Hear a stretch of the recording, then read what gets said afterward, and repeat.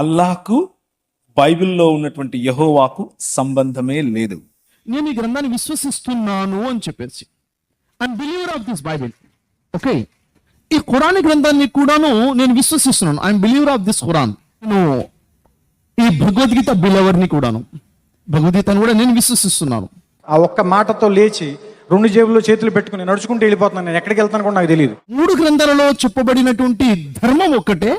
Sir ఏంటి sir అది? 3 గ్రంథాలలో చెప్పబడినటువంటి ధర్మం ఒక్కటే. హలో బ్రదర్, ఓకే నువ్వేం మాట్లాడుతున్నావు అర్థమవుతుందని. భగవద్గీతలో ఇక్కడేమో పరమాత్మ అని చెప్పడం జరుగుతుంది. ఇక్కడ పరిశుద్ధాత్మ ప్రేరణతో బోధించబడింది బైబిల్. ఇక్కడ పరమాత్మని, ఇక్కడ పరిశుద్ధాత్మని, ఖురాన్లో పవిత్రాత్మ అని చెప్పేసి.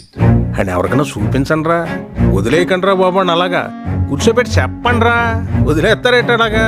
అల్లాహ్కు బైబిల్లో ఉన్నటువంటి యెహోవాకు సంబంధమే లేదు. నేను కష్టపడి చదివిన తర్వాత నా రీసెర్చ్లో నాకు తేలింది ఏంటి అని అంటే, నేను చేసిన రీసెర్చ్లో మీ అబ్రహాము మా ఇబ్రాహీం ఒకటే, మీ సారమ్మ మా సారమ్మ ఒకటే, మీ యేసు మా ఈసా ఒకటే. ఇదంతా బూటకం మాట, ఇదంతా తప్పు. కానీ ఇది అది ఒకటే అనంటే మాత్రం చాలా సున్నితంగా, చాలా ధైర్యంగా, చాలా కాన్ఫిడెన్స్తో అలా కాదు బ్రదర్ అని కూడా చెప్దాం.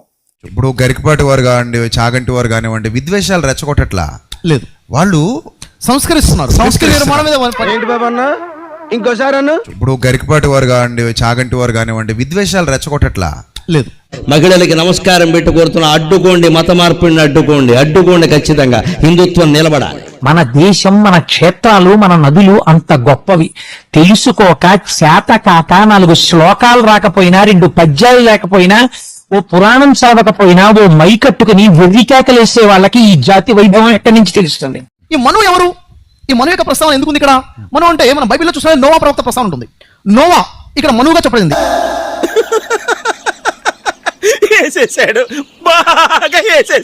డిఫరెన్సెస్ ఉన్నప్పటికీ కొన్ని సిమిలర్ గా ఉన్నాయి. ఉండొచ్చు. గ్రంథాన్ని పట్టుకుని బోధించేవాడు గ్రంథాన్ని బోధించట్లేదు, అవును, తన సొంత ఆలోచనలు బోధిస్తున్నాడు. ఎగ్జాక్ట్లీ.